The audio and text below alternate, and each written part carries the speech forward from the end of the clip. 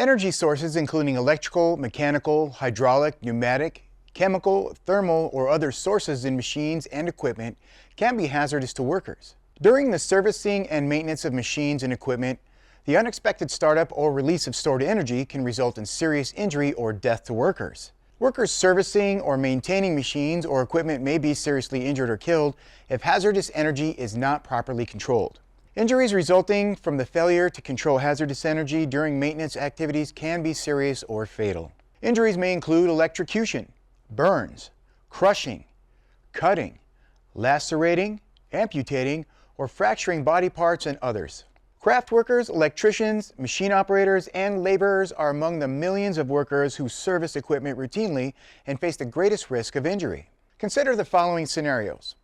Workers repairing a pipe connection downstream are burned when a steam valve automatically turned on. A worker trying to clear a jam in a conveyor system is crushed when the jam suddenly releases.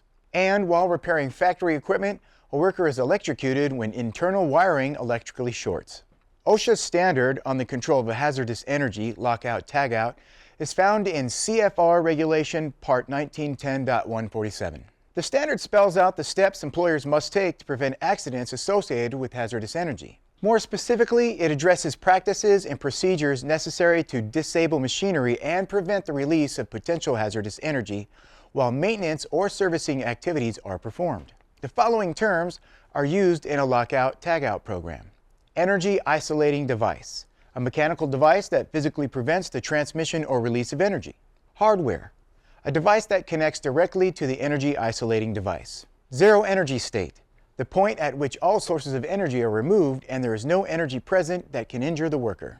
Employers must establish a Lockout Tagout program if employees are engaged in the cleaning, repairing, servicing, setting up, or adjusting of machinery, equipment, or processes that could start up unexpectedly or release stored energy. The Lockout Tagout program must establish procedures for removing energy supplies and applying Lockout Tagout devices, address stored or potential accumulated energy when appropriate, and include training and program review requirements. The roles and responsibilities for various components of Lockout Tagout programs need to include authorized employees, workers with the authority to lock out or tag out machines or equipment to perform servicing or maintenance on that machine or equipment. Affected employees, workers whose jobs require them to operate or use machines or equipment that need servicing or maintenance and are in the Lockout Tagout program. And other employees, workers in the area in which machines or equipment servicing or maintenance is being performed. Periodic inspections must be performed at least annually and by an authorized employee. Inspection is designed to identify deficiencies. Lockout, review of each authorized employee's responsibilities. Tagout, review each authorized and affected employee's responsibilities and additional training. Employer certification is required.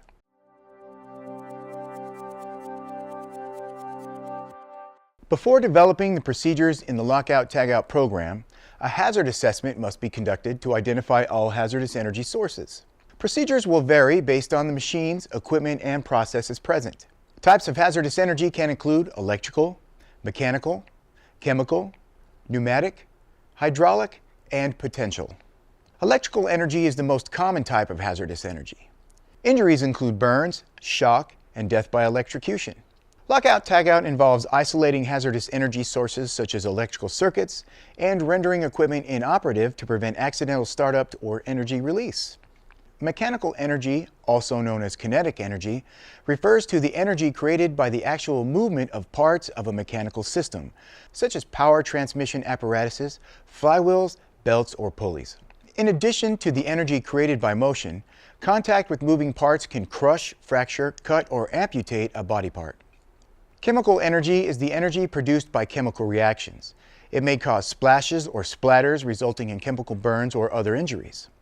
Chemical energy often needs to be controlled in pipes and other portions of the equipment. Pneumatic energy is the product of stored pressure from gas or air in pneumatic lines and vessels. The pressure must be relieved prior to servicing or maintenance. Pneumatic energy can be released from pressurized gas systems, compressors, hoses, and air-powered tools. Hydraulic energy is stored within liquid that is pressurized by an outside source. This energy is derived from the motion and pressure of liquids. When under pressure, the fluid can be used to move heavy objects, machinery, or equipment. Some examples include power presses, cranes, bulldozer lift cylinders, loader bucket links, telehandlers, dump trucks, and other high-powered equipment. Potential energy is stored energy that could be hazardous if released.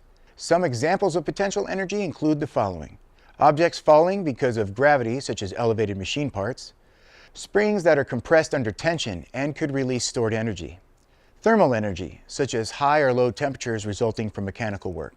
Thermal energy is heat or cold which can cause burns or frostbite.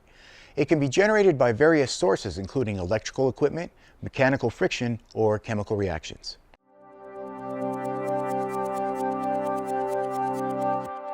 Locks and tags, specifically in the context of lockout-tagout procedures, are safety devices used to prevent accidental energization or startup of machinery and equipment during maintenance or servicing.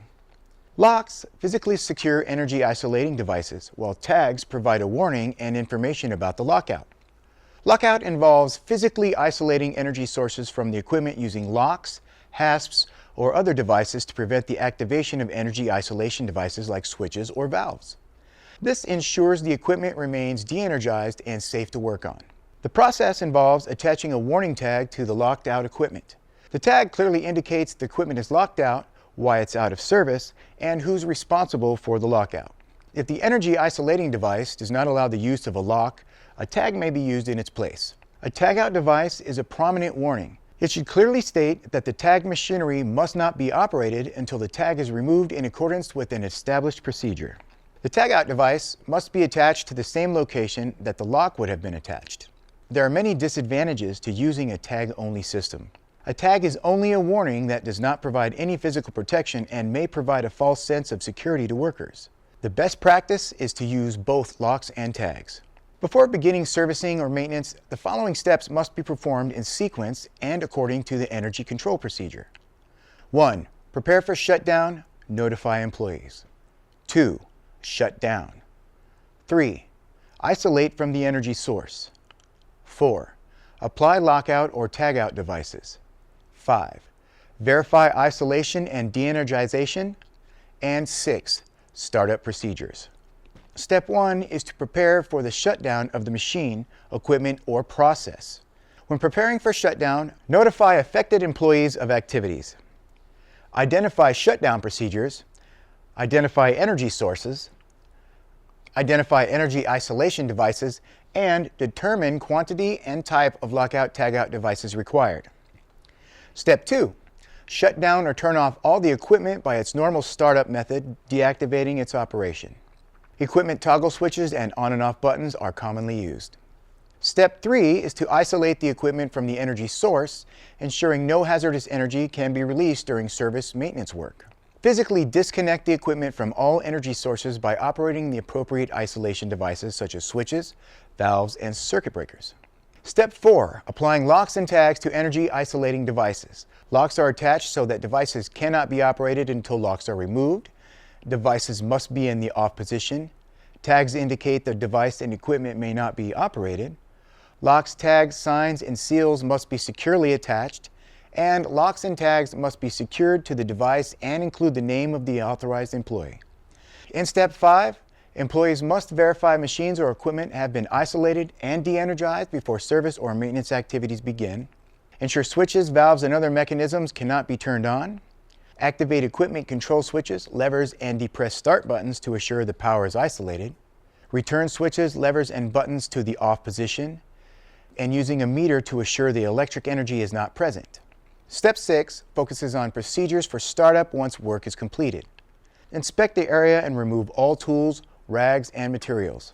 Ensure equipment is operationally intact and all guards and safety devices are replaced. Notify affected employees that equipment will be restarting.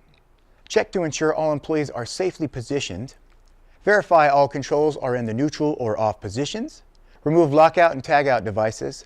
And notify affected employees that lockout-tagout devices have been removed and the equipment or machinery is ready for use. For lockout-tagout that occurs over multiple shifts, Employers must ensure the continuity of worker protection by providing for the orderly transfer of lockout or tagout device protection between outgoing and incoming employees. Only the workers who place the locks or tags are authorized to remove it for the shift changes or once work is complete. Regardless of the type of lockout or tagout device used, the following requirements apply. Standard in color, shape, and appearance. Durable and substantial enough to prevent accidental removal. Minimum unlocking strength of 50 pounds. Labeled with the authorized employee's name. Readable and understandable by all employees. Contains instructions not to operate or energize equipment. Single use, self-locking, non-releasable, and applied by hand. When a crew or group performs service or maintenance on equipment, a single authorized employee must assume the overall responsibility for the control of hazardous energy for all members of the group and implement the group lockout energy control procedure. Each person who enters the danger zone will be required to verify that hazardous energy sources have been locked out and the keys to these locks have been secured in a group lockout box. Then they will affix their personal devices to the group lockout box or equivalent. For example, multiple valves and breakers require lockout by 3 people who will be working on the same piece of equipment. An isolation lock and tag is placed on each lockout location and the keys are stored in the group lockout box. Each authorized worker then places their personal lock on the group lockout box. The group lockout procedure must provide all workers with the same level of protection through an individual lockout or tagout device.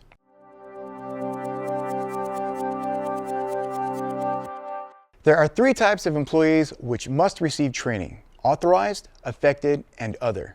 The amount and type of training each employee receives is based upon the relationship of the employee's job to the machine or equipment being locked or tagged out, and the degree of knowledge relevant to the hazardous energy that the employee must possess.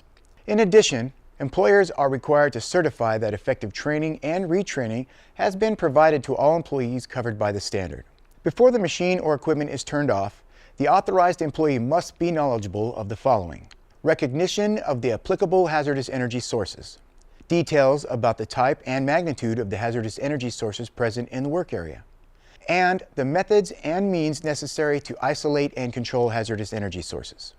Retraining is required under the following circumstances: job assignment changes, changes of machines, equipment, or processes, modification of energy control procedures, inadequacies in work knowledge, and observed deviations from the adherence to the procedures.